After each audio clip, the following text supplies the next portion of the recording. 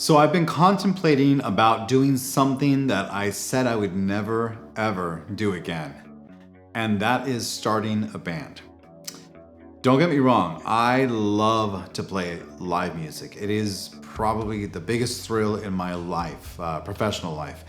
And it's always so much fun and super, super rewarding. But it's hard. It is super hard to freaking keep a band together. Putting one together, it's cool, it's fun. But keeping it together, that's a completely different story. And it is hard. So in my experience, it's always been something that I've always told myself that I was never going to really do again. It was going to be a situation where I would join an existing band. And there are great things about that, but there are difficulties with that as well. So therefore, I've been really thinking about starting another band and hopefully learning from my past mistakes. How you doing? My name is Santiago Valencia. Hope you're doing great. So thank you for visiting the channel. That's what we're going to be talking about today, is starting a band and me giving you some insight and some tips on how you might be able to avoid some of the pitfalls that I discovered. And, thinking about things over the years, I thought, maybe I should have done that. Oh, I shouldn't have done that, et cetera, et cetera. So that's what this is all about, giving you all those tips. So everyone loves being in a band. That's why everyone thinks it's so cool, and it is. You get to play music you love. You're hopefully, have some great bandmates. You guys have a great time at the rehearsal and also at the performance. You're playing for people who love your music and appreciate your talent. So what's not to love? It is a great, great time, okay? You get to be a rock star. It's great. That's being said, once those times are done, it turns into actual work. If you're looking about doing this as a bit of a income or a steady gig or something that you're literally making a living off of, it is a chore and it is something that you have to stay on top of. If not, it just completely runs you over. So let's talk about some tips if you're thinking about doing this. All right. First off, we're going to talk about what kind of band you're thinking about doing. In my view, there are two typical bands, one that plays original music and one that plays cover music. All right. You could have a band, original music, that plays the occasional cover, and that's totally cool. But there are typically cover bands or tribute bands that focus on a particular genre or a particular band of music and go from there. So for the purposes of this video, we're going to be talking more about the cover band and being hired to play, making some money and keeping it all together. So that's where we're going to be focused on in this video. So let's talk about the first process. Number one, you have to decide what kind of band are you going to be. Are you going to be a band that plays, general music? Are you going to be focused on one particular band and only that particular band? Are you going to be focused on an era of music, maybe a decade, like the 80s, for example? So you really have to decide what the theme is that you're going to have for your specific band. Now, you might think, well, I'm just going to do it all. I'm going to do a little bit of this, a little bit of that, a little bit of this, which is cool. There are no rules. You can do whatever you want. But just know that when you're getting hired to be a band, when you're being hired for a specific situation, typically people look for bands that specialize in a particular area of music or a particular sound or a particular genre of music. So that'll make it a lot easier for you to get hired and for you to continue being hired, sort of a thing. So for the case study that we're going to be using for this particular video, I'm going to go ahead and say that you are, for example, going to be doing a / tribute cover band with the band Chicago. Okay, if you're not familiar with Chicago, they have some wonderful tunes. Started around like the 60s and 70s. I think their height was kind of in the 80s, and they're even still together today. But the thing that made them so great is their horn section. The horn section that they had just made it come alive, and they had that specific sound that went with their horns. So they have a rhythm section and a horn section. You put it all together, that made Chicago. Check it out. So we're going to be using that as an example in this one, okay? So once that's decided, once you've decided what kind of band you're going to be, what your theme is going to be, the next thing you need to do is put your players together. Who are going to be your musicians? Now, if you're in a mecca of musicians, like let's say LA or New York or Nashville, then it might be much easier to find musicians, because musicians are literally on every corner, on every street in these cities. They kind of are. I'm from LA, so I know. But if you're in not one of these kind of like mecca regions, then you're probably going to have a little bit more of a difficult time finding a top quality player for your top quality band. Okay, so that's something to consider.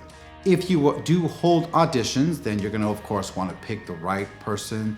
You're going to want to make sure that these people jive with you as far as personality. Personality is so incredibly important when it comes to picking band members. Make sure that you're doing something that you get along with, that you feel like, well, it's going to be really easy to deal with this person and really easy to communicate with this person because we seem to be on the same level. That is so important, One other tip I might give you is during the audition process is to make sure to hold on to everyone's contact information. Everyone that comes through your auditions, make sure to create some sort of a digital Rolodex or an Excel spreadsheet or a CRM or something to make sure that you're holding on to the contact information for everyone that comes through your auditions, because one day you might need them, and we'll get over that a little bit later. So just make sure to hold on to all of their contact information, okay? All right, great. So next step is figuring out their schedules. What are their schedules gonna be? Even though you have this great drummer or this great bass player that, oh my God, they're great, they're perfect, I love them, they gel with me and we get along on the whole thing, but are they available? Are they available for your rehearsal times? Are they going to be available for the gigs that you're planning? So it's a discussion that you definitely have to have with them. If they're in like 6 other different bands, well, chances are that that's going to create some sort of conflict down the line when it comes to scheduling for your band, the rehearsals, and the performances for your band. So it's something to keep mental note of, to make sure their schedules jive with everything you've got going and planning for the band. Okay, cool. So next thing is our rehearsal schedule. If you know that this band, if you want to just have this band take off and I've got everything ready in my head and we're ready to go, you're probably going to have a rehearsal schedule. Now, let me give you a little piece of advice. In my experience, I have come across some musicians that have said to me, I know that music, I'm totally good. I'm so good that I don't need to rehearse, therefore I don't attend rehearsals. I've heard this a couple times in my career, and I was just like, I don't know. I don't, that doesn't sound right. That doesn't sit right with me, because you might be a great player, but if you don't have the time to rehearse so we can rehearse the songs as a band, so if you don't have the time to learn what our intros are, what our transitions are, how we're gonna end that particular song or whatever like that, it's really, in my opinion, really hard. Now, depending on how you look at it, if you're cool with not having rehearsals and you just want to go straight to the performance, great, more power to you. But in my experience, if you're going to be a top-notch band, rehearsal is essential.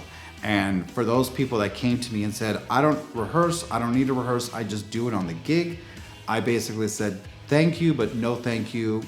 No, I'd rather have someone, I'll trust someone more at rehearsal that's gone through rehearsals. I'm going to trust them more during the performance, and that's just what I decided. So it's completely up to you. But now, depending on rehearsals, where are you going to have your rehearsal? Do you have a garage available? Again, if you're like in Los Angeles, for example, maybe you're going to rent out a rehearsal space if you don't have a space available, or maybe one of the bandmates that you've selected does have a place so that you can all rehearse, depending on how big your band is going to be. You have to make sure that you have a rehearsal space for that. And is it going to be available on the times that you're thinking about when it comes to scheduling the rehearsal? So that's something that you should definitely look into, okay? That being said, if you do go ahead and decide, okay, we're gonna go ahead and do a rehearsal space. We're gonna rent out a rehearsal space, and let's pretend it's $22 an hour. That's how it was back then. It's probably more now. But let's say it's $25 an hour for this rehearsal space and I want to rehearse at least 2 hours every week. Who's going to pay for that $22 an hour, or rather that $44 for the rehearsal? Is it going to be you because you're the band leader? Or are you going to ask your bandmates to go ahead and chip in for that rehearsal space? So that's something you have to plan ahead and figure out how you're going to approach the payment on the rehearsal space. So there's another tip. All right, so now that you've selected your personnel, now that you've figured out what your rehearsals are going to be and where they're going to be, let's talk a little bit more about who's going to play what. Obviously, if you've got a bass player, they're going to do the bass part. If you've got a drummer, they're going to be doing the drums, etc. But let's talk about singers for a minute, okay? I'm a lead singer, and I've pretty much always been a lead singer. And there have been a couple instances where I've gotten into bands where we had 2 male singers. That sometimes created a problem. And the reason it did is because maybe there's a great song that we both sound great on, but who's gonna sing it, you know? So let's backtrack a little bit. If you're the only singer of the band, awesome. All the songs go to you because you're the only singer. That's fantastic. If you have a guy singer and a girl singer, that might not be so bad because, you know, the guy will take all the guy songs, the girl will take all the girl songs, and duets you might be able to put together.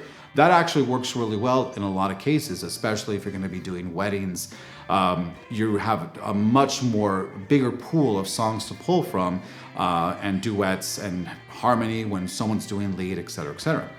But if you're 2 female singers or 2 male singers, there might be a little bit of conflict. I know in my experience there was, and that was one of the reasons why, you know, the bands that I had in the past actually did break up, because there was strife when it came to that.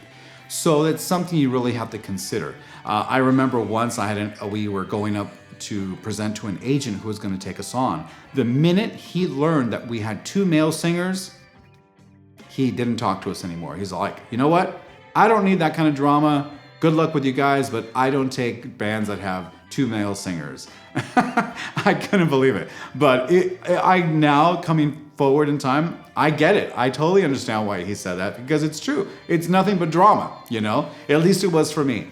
Maybe you're the exception, and if you are, that's awesome. But just be warned that that's something that can definitely happen down the line. So make sure that you have decided as the band leader who is going to be singing what, and that'll just make life a little bit easier for you there. Okay, cool. All right, so next point. Let's talk about something that I learned when I was going to putting this band together, or trying to keep it together. I made a little bit of a mistake back in the day of trying to have the perfect band where everyone was rehearsed, where everyone knew their parts, when everyone was airtight. And then, and only then, was I going to start looking for gigs. No, that was a horrible mistake. Probably one of the biggest downfalls that I personally had in my experience. Because by the time we actually got to perfecting everything, which of course you never really do, right? X amount of time passed and people got tired. They're like, oh, I'm tired of rehearsing all the time. When are we gonna have gigs? And slowly and surely, we had people drop out. And as soon as you lose one of your members, one of your instruments, you then have to replace that person, re-audition, redo the whole thing all over just for that person. Meanwhile, the band stops its progress for you to catch up this new person, and it's just a vicious cycle. Meanwhile, while you're doing this, you might lose another band member because it's like, oh, I don't want to deal with this either, and they take off. So that was one vicious circle that I really had to deal with, and it was just something I would never do again. I would never want to necessarily get to perfection before getting gigs. So the equation is this: no gigs, no band. If you don't have any gigs, it's very hard to keep a band together. You ever seen the movie Field of Dreams? Kevin Costner, build it and they will come. Well, that very much applies to this. Build it and they will come. Let me tell you what I mean. If you have gigs, okay, if you've built this and you have gigs going and coming up in the near future, the musicians will flock to you. because musicians know that there's work on the horizon. They'll take you much more seriously, and they'll be like, you know what? Fine, let's do this. Because I need the work. So let's go ahead and do it. So build it and they will come, okay? I will tell you a quick story. When I was going to Berklee College of Music in Boston, I had this lady friend. Her name was Sandra. She was from Mexico City. She was a jazz singer. Lovely lady. One day we're talking in class and blah, blah, blah. And she says to me, oh, hey, in a couple weeks, I've got a gig. I'd love for you to come see me sometime. And I'm like, oh, that's awesome. I didn't know you had a band. And she says, I don't. And then I looked at her and I'm like, well, how are you going to do a gig if you don't have a band? She says, oh, well, I have the gig, but now that I have the gig, I just got to get the musicians, and that'll be the easy part. Getting the gig was the hard part. And this for me at the time was so backwards. I was like, what? How is that even what? That makes no sense to me, right? But it's true. You have the gig and they will come. Build it and they will come. So that is probably the biggest thing I would probably say for you on this video, is making sure that you have gigs, because without them, you're not going to have a band, or at least you're not going to have a band much longer. Okay, let's talk a little bit more. All right, so like I mentioned before, if you have band members that quit, you have to start over. So make sure that when you are selecting your band members, that you are making sure that they fit with everyone else, everyone's kumbaya with everyone. It's never perfect, right? There's always gonna be things that come up, but for the most part, if you can get people that are good people that are, vibing with you and everyone's vibing with everyone else, it's gonna be a lot easier for them to stick together because everyone likes each other. So make sure to find people that will hopefully like each other. All right, cool. Now, let's talk about some arguments. Sometimes in a band, you will have arguments. It's just inevitable. We're all human and we don't always agree. But when arguments do come up, make sure to try to be as diplomatic as you possibly can as a leader. You want to be professional as you can as a leader. Approaching a certain problem as cool as you can without trying to piss anyone off is even more than they probably already are. Musicians are a very unique type. And in my experience, musicians can be one of the most difficult people to deal with, not necessarily because of bad personalities or anything, but sometimes they don't show up. Sometimes they have responsibility issues. Sometimes they have transportation issues. So arguments can come up from any which direction that you possibly can imagine. So just be prepared for that and try to be as diplomatic and, a cool cucumber as you possibly can to quash any arguments that will come up, because unfortunately they will. All right, so moving on. Now, one of the most difficult things that I've ever had to do in the sense of holding on to a band is actually firing somebody. This one's hard. And it's really hard because if you've done your job well up until this point and you've created a bit of a family, but there might be one member that's maybe not cutting it musically, right? Then you might have to let them go and replace them with someone. And that is very, very difficult. I've had to do that and it just sucks, I remember we had to let go of a guitar player who wasn't cutting it and seemed to be missing a lot of cues, a lot of intros, and it was just getting worse and worse, and we unfortunately had to let him go. But it sucked because we were family, and it hurt everybody. But you got to do what you got to do. As a band leader, you sometimes have to let go of the weak link if it's too weak, and replace them eventually. So that is something that you have to prepare yourself, because it will probably happen eventually. Now, if someone's being super, super difficult and being a complete, jerk or whatever like that, it might not be so hard, right? It's like, you know what, you're a jerk, you're out of here, see you later. But then again, you'd have to replace that person in time as well. But firing someone's never fun, but it is sometimes something that's necessary as a band leader. So there you go. All right, cool. So let's talk about some suggestions that I might have for you to have better success in holding this band together. Like I mentioned already, gigs first. You have a gig, you have a band. It's all good. We've already talked about it. Build it and they will come. Next, let's talk about lead sheets. So if, again, in this situation of having a Chicago tribute band, if we've decided, or you as a band leader, or even as a band, have decided, okay, we're going to be playing these 25 songs.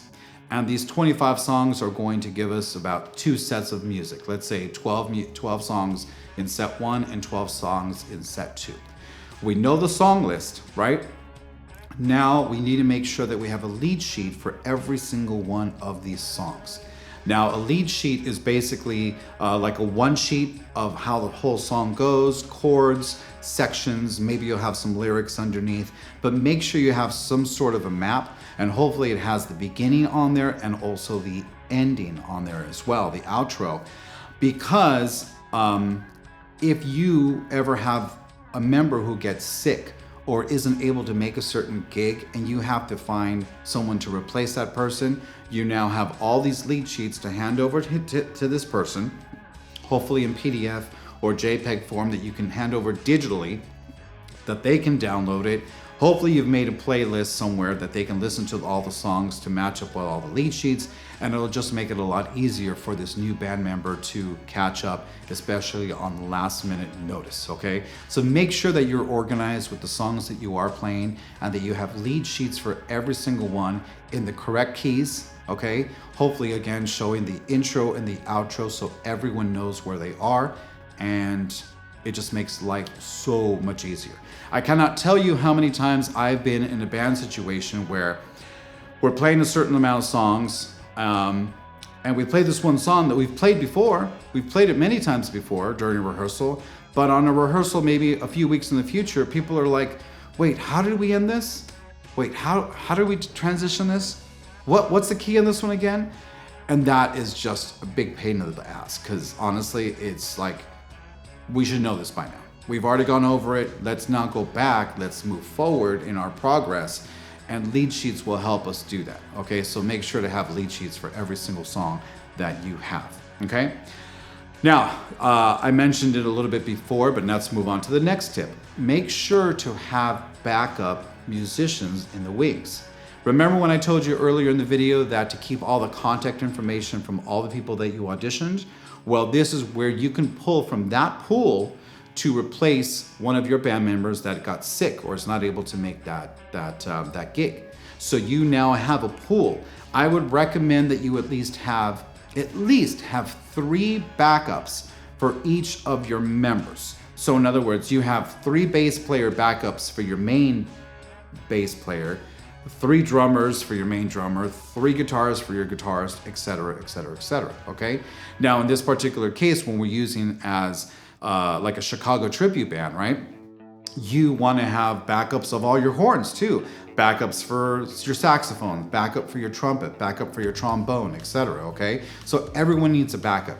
Even if you are the lead singer, okay? Even if you're the lead singer and you're the lead of the band, you should have a backup for yourself too. You should have 3 backups for yourself in case one day you get sick or you're not able to make it for some emergency.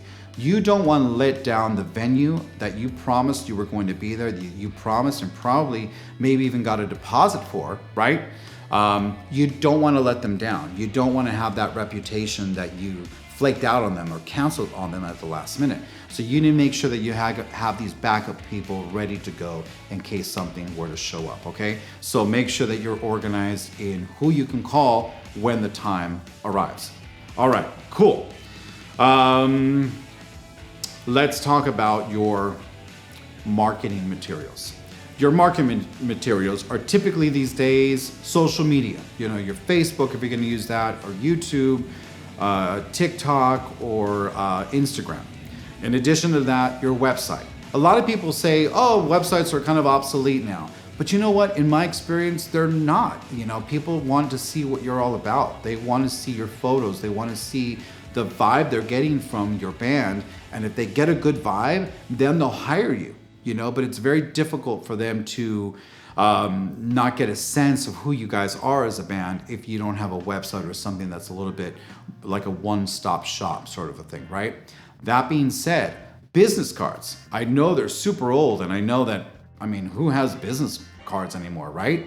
But everyone still does, I tried doing that digital business card a little while ago, and I do have it, but people ask me for physical business cards all the time. At my solo gigs, people are coming up to me after the gig and saying, hey, do you have a card? Because you might be really good for this one gig that's coming up or whatever. And there have been a few times that I felt like a complete ass because I'm like, sure, I don't, And I always say the same thing. Yeah, I have them, but they're at the printers and they haven't arrived yet, but let me write you something on a piece of paper, right? That's unprofessional. And I've been very guilty of doing it. So make sure to have all your ducks in a row. Yes, get paper business cards still in this day and age. But coming back to your marketing stuff. So make sure that you have all your marketing stuff ready to go. Your website, also social media, business cards. It's a good thing to have, because people will know who you are, what you are, and whether they want to hire you for that, okay? So if you are not familiar with putting these things together, then I would highly recommend that you get friends and buddy or hire a graphic designer that can help you out with all of this, okay? A good graphic designer can help you come up with the logo for your band, the color scheme, to make it look all nice and unified across all different things. You'll probably give them access to all their social media stuff, so this a graphic designer can go in and upload and make everything look nice and uniform, right? And then they can even send your business cards out to print.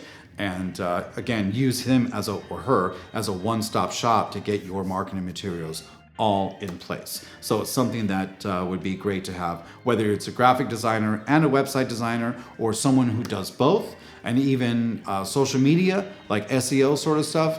That's fantastic. So make sure that you have someone like that on your team to make it a little easier to get hired. All right, cool.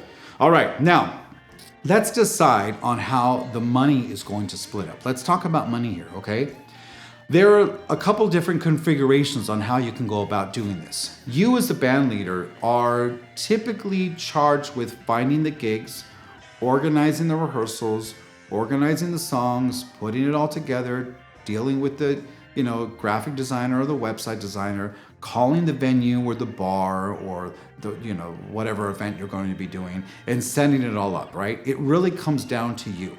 The players that you've brought into your band typically are there to focus on the music and making sure that they've done their homework at home and that they come prepared to play efficiently and quickly during the rehearsal. But to you as a band leader, there's so many more hats that you need to put on, okay? So let's talk about the money situation. Because you are the band leader and you are doing so much more, it is not uncommon for you as a band leader to take a little extra off the top or an extra slice of the pie. So let me explain to you what I mean. Let's pretend that you have 8 players. In our Chicago tribute band example, you're gonna have 8 players. Let's say you're gonna have 5 rhythm section players and 3 horns. Okay, so 8 total.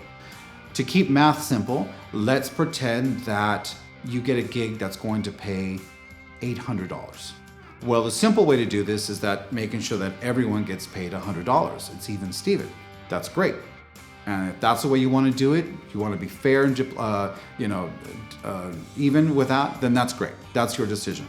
But there are also some band members that will take an extra slice. So let's say it's now $1,000. You divide that up by 8. You're going to get $110, $15 or whatever it's going to be. But you're going to take 2 of those. You're going to take 2 slices. So you're going to getting like around $250 while everyone else is getting like $115 or something like that. And why is that? Because you need that money for 2 big reasons. One, to be kind of reimbursed for the time and the effort that you've put in to the band and getting everything set up, right? But secondly, you might need that extra slice of pie in order to keep that website going.